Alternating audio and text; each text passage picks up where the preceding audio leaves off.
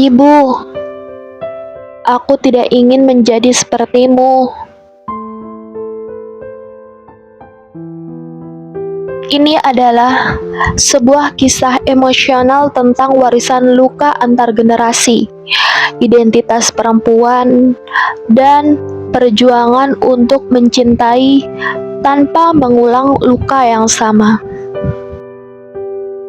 Sebelum kita mulai, jangan lupa ya guys, like, komen, dan subscribe YouTube kami sebagai bentuk dukungan kepada kami agar kami lebih semangat lagi membuat cerita-cerita yang menarik untuk kamu. Terima kasih. Namanya Naila, anak perempuan satu-satunya dari seorang ibu yang selalu dipuji oleh semua orang, kecuali oleh anaknya sendiri. Sejak kecil, Naila tahu hidupnya bukan miliknya sepenuhnya. Ia seperti benih yang disemai untuk tumbuh menjadi pohon yang mana dia dirancang bukan untuk mendapat pilihan, tapi hanya boleh mengikuti alur yang sudah dipilihkan. Dalam dirinya, ia sering bertanya-tanya, bagaimana sih rasanya dicintai tanpa syarat? Dan bagaimana rasanya dipeluk bukan karena berhasil, tapi karena dia ada. Naila adalah seorang wanita berusia 26 tahun yang tumbuh di rumah yang rapi tapi sangat dingin. Ia sangat lembut tapi tidak terbiasa untuk bersuara. Ia cerdas tapi tak pernah benar-benar bebas. Dunia dalam pikirannya lebih hidup daripada dunia luar yang ia tinggali. Ia sering menyimpan perasaan di balik senyum, lalu menuliskannya diam-diam di jurnal di tengah malam. Ibunya bernama Bu Dewi. Ia adalah kepala sekolah yang disegani. Ia wanita kuat, logis, dan sangat disiplin. Tapi dalam kekuatannya ada luka masa lalu yang belum sembuh. Dan luka itu diwariskan. Bukan dengan sengaja, tapi melalui cara mencintai yang bersyarat. Ibu mencintaiku seperti mendesain sebuah bangunan. Ada cetak birunya, ada targetnya, dan tak boleh sedikit pun melesat. Rumah yang terlalu sunyi untuk disebut rumah. Mereka tinggal di kota kecil, di rumah besar yang penuh dengan piagam, foto wisuda, dan lemari yang selalu tertata rapi. Tapi di dalam rumah itu tak ada ruang untuk pertanyaan seperti, bolehkah aku gagal? Bolehkah aku lelah? Atau bolehkah aku menjadi selain diriku sendiri? Makan malam hanya diisi suara sendok. Percakapan terjadi hanya saat perlu. Pelukan menjadi barang langka seperti hadiah yang hanya diberikan saat kamu berhasil. Luka awal yang tak terucap. Saat Naila tumbuh, merasa cinta harus dibeli dengan prestasi. Ia belajar menyembunyikan air mata karena di rumah itu air mata dianggap kelemahan. Ia mulai meragukan suara hatinya sendiri karena setiap pilihan harus disetujui oleh ibunya terlebih dahulu. Aku pernah bilang ingin jadi seorang penulis. Ibunya hanya menoleh dan berkata, itu bukan pekerjaan, itu adalah hobi. Jadi jangan jadi orang yang lemah. Sejak itu aku menyimpan kata-kata hanya untuk diriku sendiri. Ibu, aku tahu kau mencintaiku, tapi caramu mencintaiku menyakitiku. Kau ingin aku jadi sepertimu, tapi aku bahkan belum tahu siapa aku. Aku mulai menulis, bukan untuk mengeluh, tapi untuk mengingat bahwa aku ada. Bahwa ada suara kecil dalam diriku yang belum mati sepenuhnya. Dan mungkin dari sanalah aku akan mulai, bukan dari keinginanmu, Bu, tapi dari keberanianku untuk tidak menjadi seperti kamu. Orang bilang rumah adalah tempat pulang, tapi bagiku rumah adalah tempat aku belajar berpura-pura sejak kecil.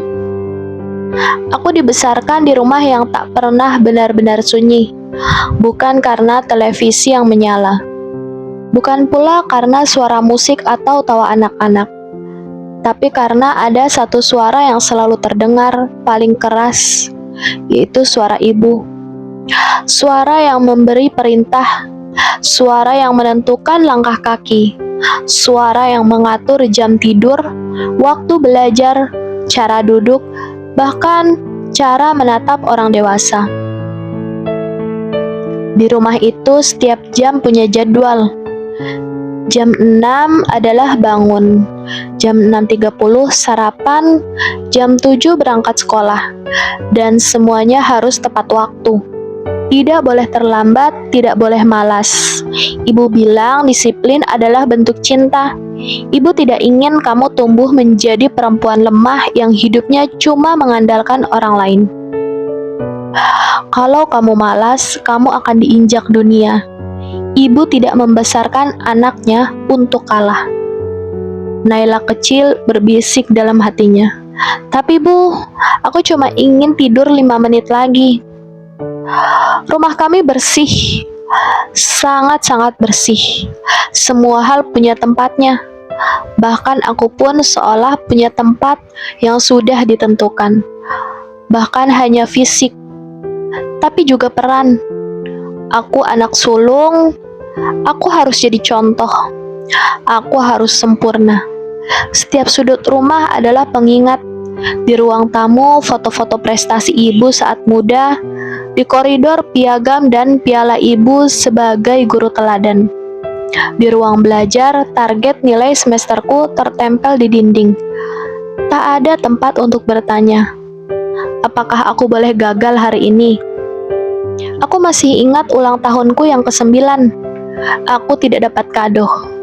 Tapi, ibu memberiku jadwal les tambahan. Ia bilang, hadiah terbaik adalah masa depan yang terjamin. Waktu teman-temanku bermain, sepulang sekolah, aku harus duduk di ruang belajar. Mataku menatap buku, tapi pikiranku membayangkan hujan, lapangan tanah, dan anak-anak yang berteriak bebas. Di rumah itu, aku belajar menekan suara hatiku sejak dini. Sekarang, aku sudah berusia 26 tahun. Tapi kadang-kadang ketika mendengar langkah kaki yang berat dan nada suara yang tinggi, tubuhku masih refleks tegang. Seolah anak kecil dalam diriku belum pernah benar-benar tumbuh. Rumah kami tak pernah benar-benar sunyi. Tapi dalam kebisingannya, aku merasa sangat sendirian. Ibu bilang ia mendidikku agar kuat. Tapi yang aku rasakan, aku tumbuh bukan untuk hidup, tapi untuk bertahan. Dan kadang aku bertanya, jika caramu mencintaiku begitu keras, bagaimana aku harus mencintai diriku sendiri hari ini? Aku tidak tahu apa yang memecah lebih dulu malam itu, piring di atas meja, atau kepercayaanku pada rumah sebagai tempat yang aman. Malam itu hujan, aku masih kecil, mungkin 7 tahun atau 8 tahun yang lalu. Aku tidak ingat apa yang aku pakai, tapi aku ingat suara yang membuatku membeku, piring yang dilempar dan setelahnya suara ibu yang berteriak, dan ayah yang membalas, suaranya lebih pelan, tapi penuh luka. Kamu pikir aku bisa terus sabar dengan laki-laki sepertimu? Ayah berkata, aku pulang bawa lelah, bukan untuk disambut caci. Brak! Sesuatu pecah dari dapur. Mungkin piring, mungkin gelas, tapi di dalam dada kecilku, sesuatu juga ikut retak. Aku meringkuk di kamar, pura-pura tidur, tapi tubuhku gemetar. Suara mereka menembus pintu. Suara amarah, suara kecewa, suara dua orang dewasa yang saling menyakiti, padahal dulu katanya saling mencintai. Sejak malam itu, aku mulai takut pada suara keras. Aku mulai belajar membaca raut wajah ibuku sebelum ibu membuka mulut. Aku tahu kapan harus diam, kapan pura-pura sibuk, dan kapan pura-pura tersembunyi di dalam buku. Rumah berubah, ada hari-hari yang baik, tapi selalu terasa seperti jalan di atas telur. Sedikit saja salah langkah dan segalanya bisa pecah lagi. Aku tumbuh di rumah yang penuh dengan kata-kata kasar, tapi tanpa perbincangan setelahnya. Tidak ada pelukan, tidak ada permintaan maaf. Semua luka disapu di bawah karpet, dibiarkan jadi dingin. Tapi luka dingin tetap luka, dan perlahan aku belajar. Cinta di mataku jadi sesuatu yang berisik, menyakitkan, tapi tidak boleh ditinggalkan. Malam itu piring pecah dan aku mulai belajar membungkam suaraku sendiri, karena yang berbicara akan disalahkan, yang menangis akan dianggap lemah. Dan dari situlah aku mulai belajar jadi perempuan yang harus kuat. Tapi kuat seperti apa? Kuat seperti ibu yang tidak pernah istirahat, atau kuat seperti ayah yang diam-diam menahan. Waktu itu aku jatuh dari sepeda, darah mengalir dari lututku, dan rasanya sakit sekali. Aku menangis dengan refleks, karena aku masih kanak-kanak pada saat itu. Tapi ibu menatapku tajam dari ambang pintu. Ibu berteriak sambil berkata, "Hapus air matamu, kamu anak perempuan. Anak perempuan tidak boleh lemah." Aku belajar menahan tangis, bukan karena rasa sakit yang hilang, tapi karena aku belajar bahwa air mata adalah kesalahan. Setiap kali aku ingin menangis, suara ibu muncul di kepalaku. Anak perempuan harus tahan banting. Kamu gak boleh gampang sedih. Nangis itu bikin kamu kelihatan menjadi seperti kecil. Aku pernah cerita ke ibu kalau aku tidak punya teman di sekolah. Ia tidak memelukku. Ia tidak bilang itu akan baik-baik saja. Ia hanya berkata, "Makanya jangan terlalu manja. Hidup ini gak ada yang adil." Dan sontak saja aku terdiam. Karena kalau aku bicara lagi, aku takut dia bilang aku cari perhatian. Marah dilarang, menangis dilarang, merajuk dilarang, dan tersinggung juga dilarang. Kalau aku marah, dianggap aku jahat. Menangis dianggap lemah, merajuk dianggap lemah, dan tersinggung dianggap aku sedang drama. Aku belajar menjadi tenang tapi sebenarnya tumpul. Aku belajar menjadi kuat tapi sebenarnya kosong. Ternyata ada yang lebih menyakitkan dari dibentak. Tidak pernah diajari bagaimana menghadapi rasa sakit dengan sehat. Karena saat aku dewasa, aku jadi perempuan yang tidak tahu caranya meminta tolong, tidak tahu bagaimana rasanya ditenangkan. Ibu memang tidak pernah menangis. Dia memasak, mencuci, bekerja, mengurus semuanya. Tegak, kuat, tak tergoyahkan. Tapi apakah itu karena dia memang tidak pernah lemah? Atau karena tidak pernah diizinkan? Dan kini, dia mewariskan itu padaku. Sejak kecil, aku merasa seperti sedang berlomba, tapi tidak pernah tahu garis finishnya di mana. Nilai 90 katanya kenapa bukan 100? Juara 2 masih kurang 1 langkah. Membantu di rumah katanya itu emang kewajiban. Tidak ada terima kasih, tidak ada kamu hebat, tidak ada pelukan, tidak ada cukup. Kalau kamu gak sempurna, dunia gak akan sayang sama kamu. Tapi bukan kalimat ibu yang terus terngiang sampai hari ini. Tapi dunia seperti apa yang dia maksud? Dunia siapa? Aku mulai memahami. Ibu tidak sedang berbicara tentang aku. Ibu sedang berbicara tentang dirinya yang dulu. Naila menunjukkan nilai rapor. Semuanya di atas 85. Ibu hanya berkata, lumayan, tapi kamu masih banyak main. Naila menunduk, rasanya seperti mengecewakan, meski sudah mencoba. Kini aku takut gagal, bahkan sebelum mencoba. Aku selalu mengoreksi diriku lebih dahulu. Sebelum orang lain mengkritik, aku terbiasa meminta maaf atas hal-hal yang sebenarnya tidak salah. Maaf ya, aku tahu ini gak bagus. Maaf kalau ganggu. Maaf kalau aku kelihatan bodoh. Aku hidup dalam mode perbaikan permanen. Dan aku lelah. Bagaimana rasanya hidup dengan standar manusia biasa? Boleh lelah, boleh gagal, boleh nggak tahu arah, boleh diam, tanpa harus berguna setiap hari. Tapi aku nggak tahu rasanya. Ibu membentukku menjadi perempuan yang kuat, tapi dengan cara yang membuatku rapuh diam-diam. Aku jadi bisa segala hal, tapi aku tidak bisa mencintai diriku sendiri. Pukul 2 pagi, Naila haus dan turun ke dapur. Namun, saat di dapur ia melihat cahaya kecil dari arah meja makan. Ibu duduk sendirian, cangkir teh sudah dingin. Matanya sembab, tapi tidak ada suara, tidak ada isak. Yang ada tangis yang ditahan seperti utang yang menumpuk. Aku berdiri di ambang pintu, tak berani masuk, tak berani bicara. Aku hanya melihat dari balik tembok. Perempuan selama ini mengangkat segalanya sendirian, sedang hampir roboh. Sejak malam itu, Naila tak lagi melihat ibunya sebagai seorang yang sempurna, tapi juga tak lagi membencinya sepenuhnya. Ada ruang kecil yang terbuka, rasa iba, rasa ingin mengerti. Kadang orang yang paling keras pada kita sedang jadi benteng untuk melindungi diri kita dari kerasnya dunia. Tapi siapa yang melindungi mereka? Mungkin ibu tidak tahu cara mencintai yang lembut, tapi malam itu aku tahu beliau mencintai dalam diam dan lelah dalam sepi.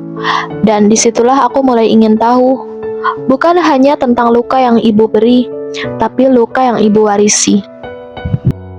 Ada jeda panjang antara aku dan ibu, jarak yang bukan tentang ruang, tapi tentang segala yang tidak pernah bisa kami ucapkan satu sama lain.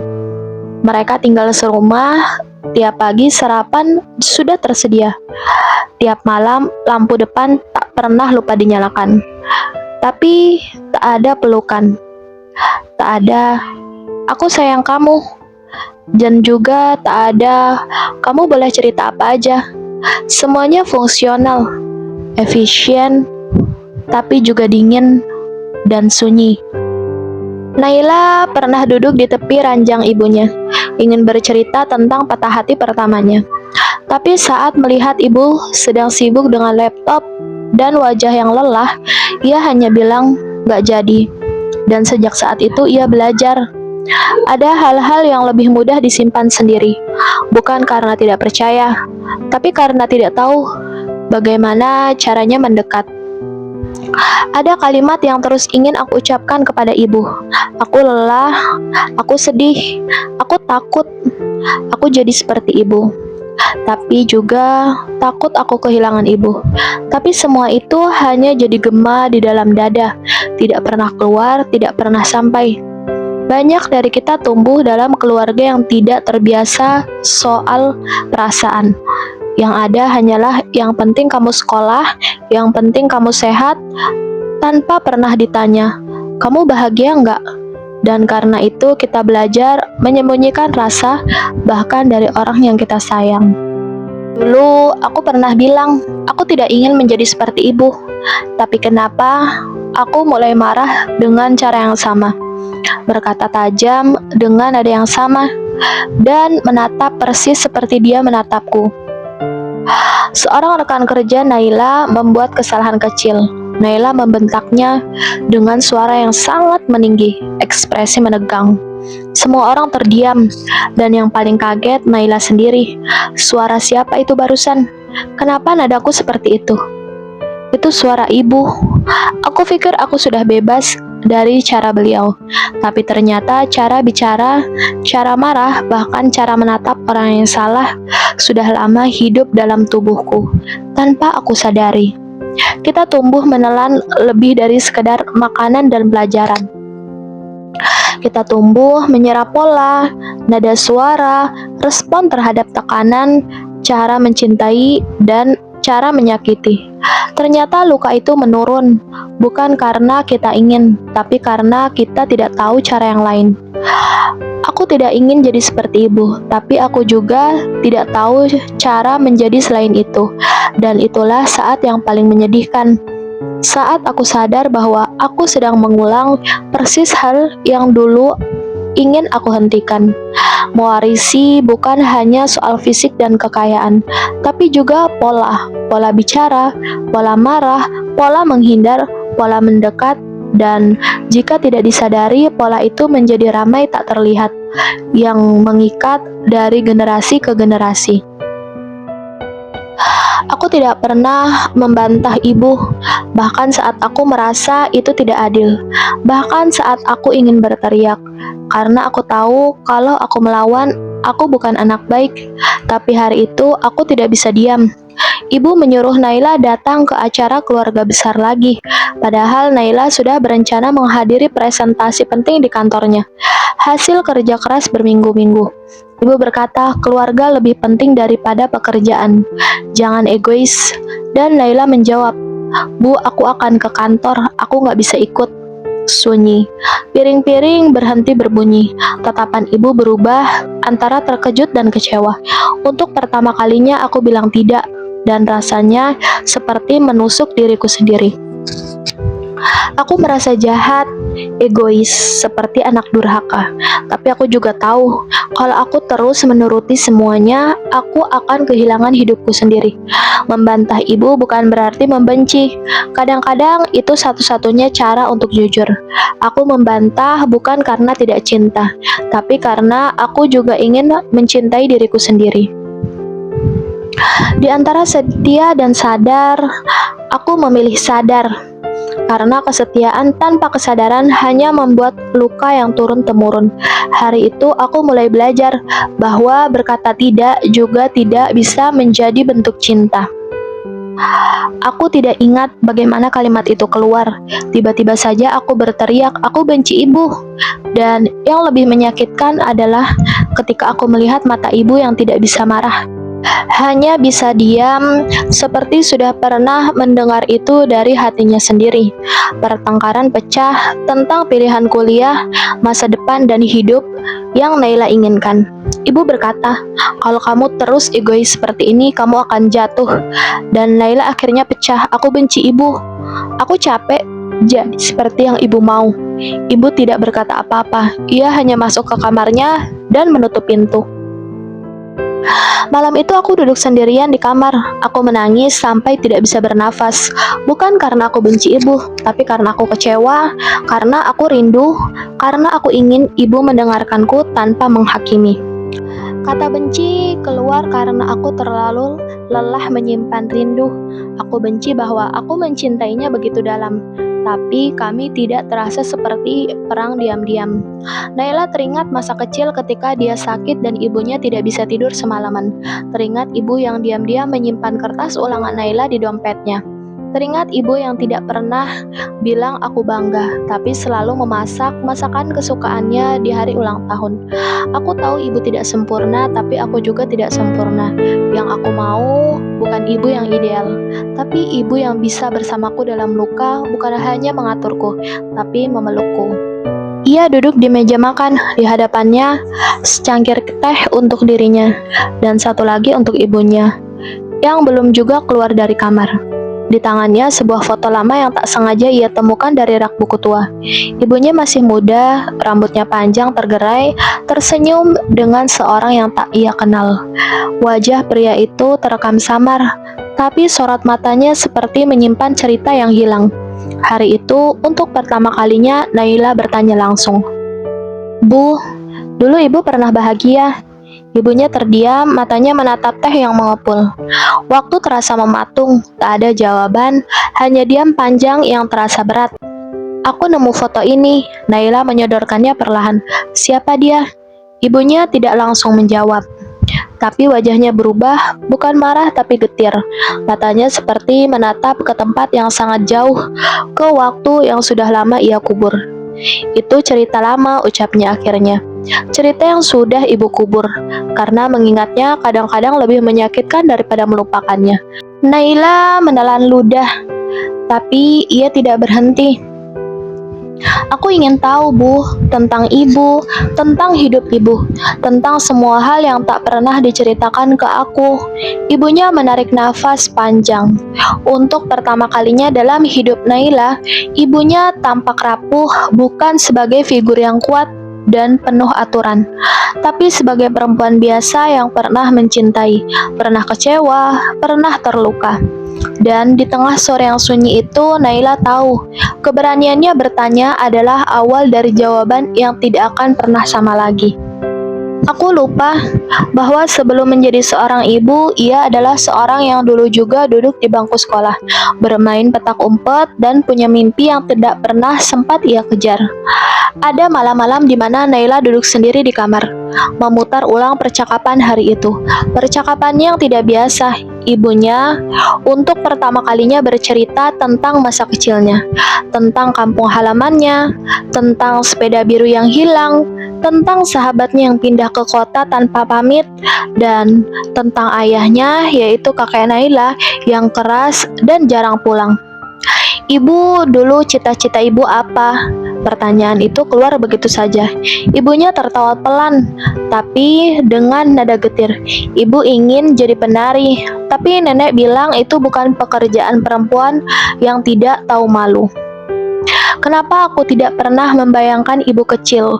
Kenapa aku selalu melihat ibu sebagai seorang yang sudah jadi ibu, lengkap dengan marah, larangannya, dan ekspresi lelah? Fragmen-fragmen cerita mulai terbentuk di benak Naila. Seorang gadis kecil dengan rambut dikepang dua duduk di beranda sambil menggambar bunga. Seorang ibu muda yang terlalu cepat harus jadi dewasa karena hidup tidak memberinya waktu untuk remaja dengan tenang. Dan Naila sadar, mungkin itu sebabnya ibu jadi sekeras itu karena tidak pernah diajarkan cara menjadi lembut. Malam itu, Naila tidak hanya mengenal masa lalu ibunya, tapi juga melihat dirinya sendiri dalam potongan itu. Mereka sama-sama perempuan yang pernah ingin dimengerti, tapi tumbuh dalam dunia yang tak sempat mendengar. Ibu juga pernah jadi anak-anak, ibu juga pernah kecewa, ibu juga pernah tidak dipeluk saat menangis. Dan sekarang aku tahu, mungkin satu-satunya cara untuk tidak mewariskan luka adalah dengan memulai mendengarkan yang dulu tidak sempat terdengar. Hari itu, Naila sedang mencari selimut tua di lemari atas. Bau kapur barus dan kayu lawas memenuhi udara. Dan di antara tumpukan kain, ia menemukan kotak kecil berdebu. Di dalamnya ada surat tertulis dengan tangan yang sudah pudar, ditujukan pada seseorang yang bernama Damar. Isi suratnya adalah, "Damar, aku baik-baik saja. Atau setidaknya aku mencoba, ada banyak hal yang ingin kusampaikan padamu tentang betapa beratnya menjadi seorang istri, seorang ibu, dan anak perempuan dalam waktu yang bersamaan. Tapi aku diam, karena diam terasa lebih aman. Kadang aku membayangkan bagaimana jika dulu aku memilih jalan lain. Tapi hidup bukan tentang jika, hidup adalah tentang yang tersisa. Dan inilah aku, masih berdiri, meski seringkali terasa hilang." Siapa Damar? Kenapa surat ini tidak pernah dikirim? Apa ini cinta yang tidak jadi? Atau pengakuan yang terlalu terlambat? Naila menatap tulisan tangan ibunya. Getar, rapi, tapi terasa penuh gentar.